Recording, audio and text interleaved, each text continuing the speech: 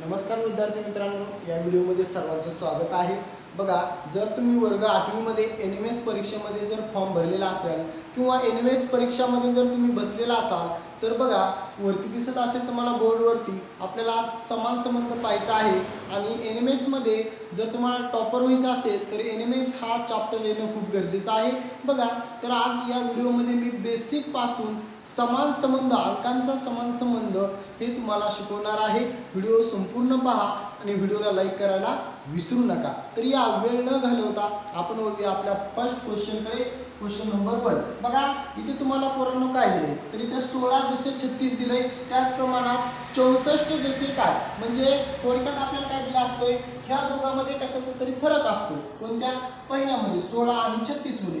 त्याचप्रमाणे 64 आणि प्रश्नार्थक चिन्ह म्हणजे पर्यायामध्ये त्याचा संबंध कशाशी लागेल, म्हणजे समान संबंध होतो। ह्याचा जसा संबंध आहे तसा इकडला सुद्धा संख्यांचा तसाच संबंध येणे म्हणजे समान संबंध होईल। बघा, तर आता इथे 16 आणि 36 दिसत असेल, सिंपल याचं उत्तर निघतं। बघा, पहिलाच क्वेश्चन घेतला आणि एकदम सोपा तुम्हाला समजण्यासाठी, नंतर आपण थोडंसं अवघड प्रश्नाकडे येऊ। तर बघा, इथे दिले तुम्हाला 16 आणि इथे 36 दिले, म्हणजे इथे दिले तुम्हाला 4 चा वर्ग 16, पुढे 5 सोडून 6 चा वर्ग दिला, 6 चा वर्ग 36। तसंच इथे करायचं 8 चा वर्ग 64, 8 चा वर्ग 64, 9 सोडून द्या, 10 चा वर्ग घ्या, 10 चा वर्ग किती? 100। पर्याय नंबर 4। इतके सोपे प्रश्न परीक्षेमध्ये विचारतात। बघा, फक्त सोडवण्याची आपल्याला एकदा ट्रिक माहिती होणं गरजेचं आहे। या तर आपण पुढल्या क्वेश्चनकडे वळू। पुढला क्वेश्चन काय दिलाय? 4 जसे 27 आणि त्याच प्रमाणात प्रश्नार्थक चिन्ह जसे 125। आता इथे बघा, इथे वर्गावर घेतला होता, इथे दुसरा क्वेश्चन आपण वर्ग प्लस घन घेतलाय। म्हणजे कसं? तर बघा, इथे 2 चा वर्ग येतो, लक्षात घ्या। 2 चा वर्ग किती हो पोरांनो? 4। 2 चा वर्ग 4 आणि इथे 3 चा घन केलाय। बघा, 3 चा घन किती हो? 27। म्हणजे 2 चा वर्ग 4 आणि 3 चा घन 27। 2 चा वर्ग 4, 3 चा घन 27। त्याच प्रमाणात इकडे या, इथे बघा, आता इथे 2 3, आता मी जर केलं 4 चा वर्ग, 4 चा वर्ग किती हो? 16। ओके, 4 चा वर्ग 16, परत पुढं 4 नंतर 5, 5 चा घन 125 आलं का नाही? बघा, म्हणजे 5 चा घन इथे किती येणार तुम्हाला? 125। ओके, ट्रिक आवडत असतील तर व्हिडिओला लाईक करायला विसरू नका। तर वळूया आपण आपल्या पुढल्या प्रश्नाकडे। बघा, प्रश्न क्रमांक 3 कडे। एकच मिनिट, मी प्रश्न लागलीच लिहून घेतो आणि तुम्हाला समजून देखील सांगतो। बघा, चला, तर प्रश्न आपण 3 कडे वळू। भरपूर आपल्याला प्रश्न घ्यायचे, लक्षात असू द्या। प्रश्न 3 दिला बघा, एकदम सुंदर असा प्रश्न 3। 4164 त्याच प्रमाणात बघा, वही आणि पेन घ्या आणि माझ्यासोबतच प्रश्न लिहून घ्या आणि सोडवण्याचा सुद्धा प्रयत्न करा। 5255 त्याच प्रमाणात बघा, 4164 जसे 5255 त्याच प्रमाणात 6366, 6366 जसे काय? ओके, प्रश्नार्थक चिन्ह। आता इथे समजा तुम्हाला पर्याय न दिला तरी उत्तर काढायला येते। बघा, कोणती ट्रिक वापरायची ते सांगतो। प्रश्न दिसायला अवघड दिसतो पण तेवढा अवघड नसतो। तर या इकडे एकदम सोप्या ट्रिकने तुम्हाला समजून सांगतो। तर इथे काय करा बघा, या दोघांचा गुणाकार करा। 4 गुणिले 4 मधली संख्या येते। 4 गुणिले 4 किती? 4 गुणिले 4 16। ही इथली संख्या भेटली बघा तुम्हाला, मधली संख्या 16। तसंच 4 नंतर 5 घ्या, 5 गुणिले 5 करा, 5 5 25 मधली संख्या भेटली। 5 च्या पुढे 6, 6 गुणिले 6 करा, 6 6 36। एकदम सोपी ट्रिक सांगितली। इथं बघा, इथे 7 घ्या, इकडे बी 7 घ्या। आता 7 गुणिले 7 किती? 49। हे झालं तुमचं पर्याय। पर्याय न देता उत्तर एवढंच। बघा, तुम्हाला एकदम सोप्या ट्रिकने समजून सांगायला पर्याय बी न देऊ द्या, फक्त क्वेश्चन देऊ द्या, तुम्हाला मी त्या ट्रिकने उत्तर सांगण्याची ट्रिक सांगणार आहे।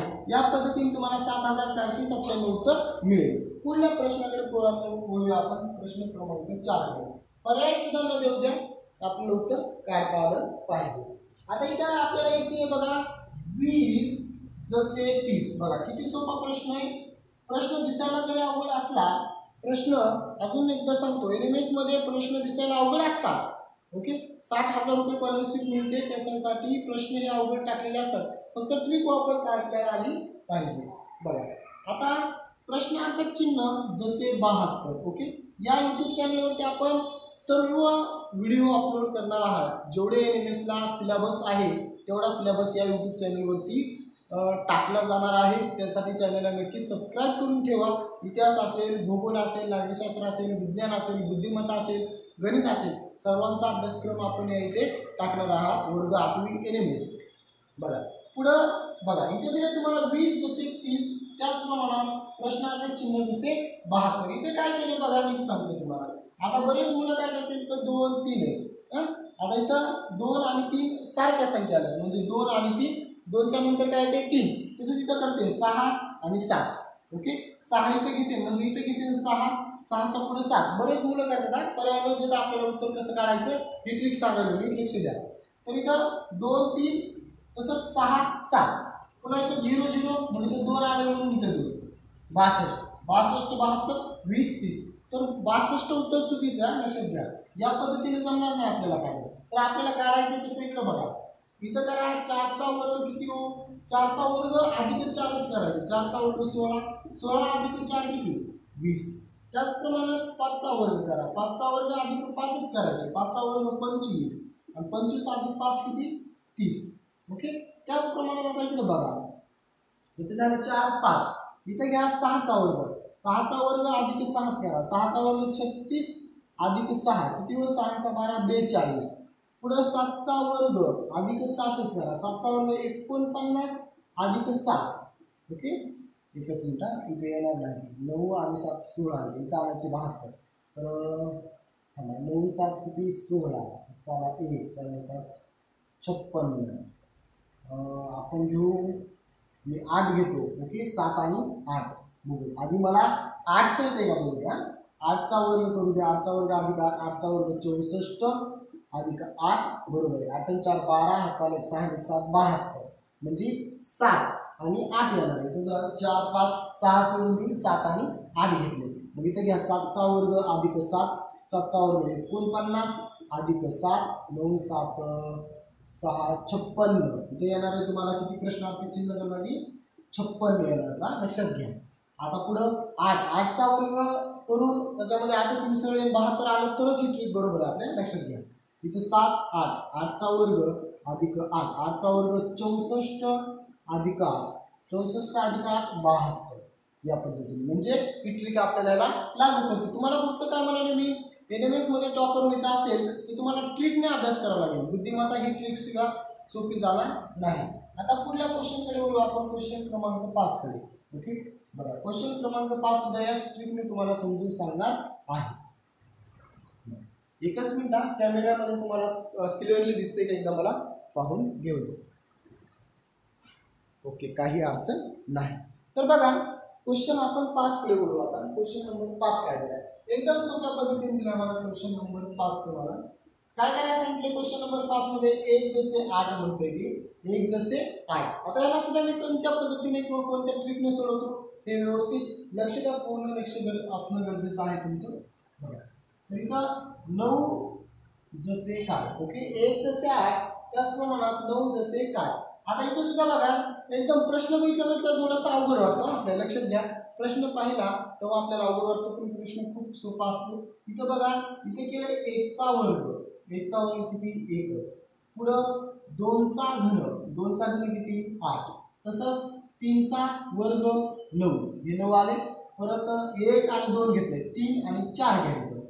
4 चा घन घे, 4 चा घन किती हो 64 म्हणजे इथे येणार उत्तर तुमचं 64। या पद्धतीने म्हणजे एका संख्येचा वर्ग घेतला आणि एका संख्येचा काय घेतला घन घेतला। 1 चा वर्ग 1, 2 चा घन 8, परत 3 चा वर्ग 9 आणि 4 चा घन 64। या पद्धतीने म्हणजे वर्ग घन घेतले अशी समास संबंध त्यांचा लागला होता।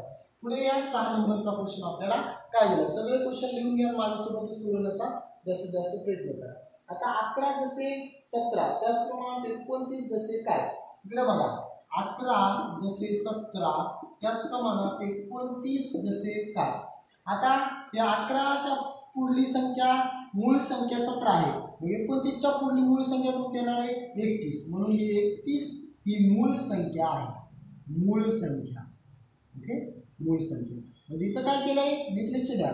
इथं 11च्या पुढली मूळ संख्या 17 आणि 29च्या पुढली मूळ संख्या 31 या पद्धतीने सोडवलेलं आहे. आता बघू आपण 7 नंबरकडे.